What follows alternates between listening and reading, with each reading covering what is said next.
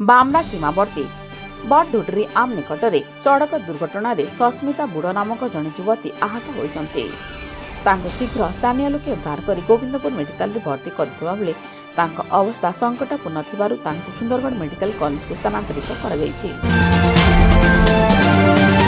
प्रसिद्ध शीतल षष्ठी यात्रा पर जिला परिषद कार्यालय सम्मेलन कक्ष प्रस्तुति बैठक अनुष्ठित हो जाइछि। ଏହି बैठक शीतल षष्ठी किपरि भाव में भव्य रूप से पालन से नहीं पूजा कमिटी पक्षर विभिन्न प्रस्ताव दि जाइथिला। तेबे प्रशासन मध्य समस्त व्यवस्था को ग्रहण करिछि। जातिभित्तिक जनगणना नहीं जिला कांग्रेस कार्यालय सम्मुख में विजय उत्सव पालन अनुष्ठित हो जाइछि। संसद में बारंबार जातिभित्तिक जनगणना को नहीं राहुल गांधी दावी पर यह पदक्षेप केंद्र सरकार ग्रहण करिथिबारु एने कांग्रेस कार्यालय सम्मुख में विजय उत्सव पालन कराजिबा सहित राहुल गांधी को धन्यवाद ज्ञापन करा। रेंगाली निर्वाचन मंडली अंतर्गत गोसाला निकट में सड़क दुर्घटना जड़े महिला आहत होती। से घर को फेरुवा बेले गोसाला निकट में एक बाइक और ऑटो धक्का देवा फल से आहत होते। तेबे तांको निकटस्थ मेडिकल चिकित्सा भर्ती करा जायछि।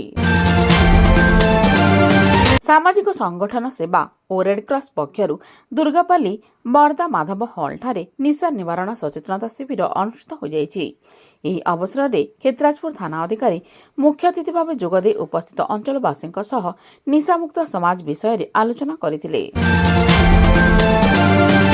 बोमलाई पंचायत अंतर्गत तिलैमाल ग्राम जड़े व्यक्ति विद्युत आघात मृत्यु घटना सामना को आसी। कूलर सजाड़ुवा बेले व्यक्ति जनक विद्युत आघात लगी।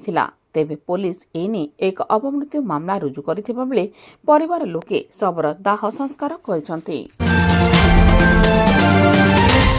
रेंगाली ब्लॉक अंतर्गत सालड़ ग्राम पंचायत काशीपाली हरिजनपड़ा नामयज्ञ में जोगदेले रेंगाली जिला परिषद सदस्य चोलश्री महानंद।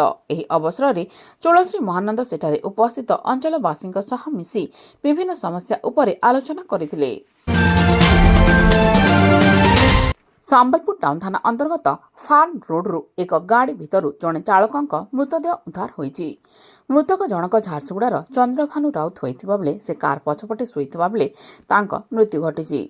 संबलपुर पुलिस एने एक मामला रुजु कर तदंत आरंभ करिछि।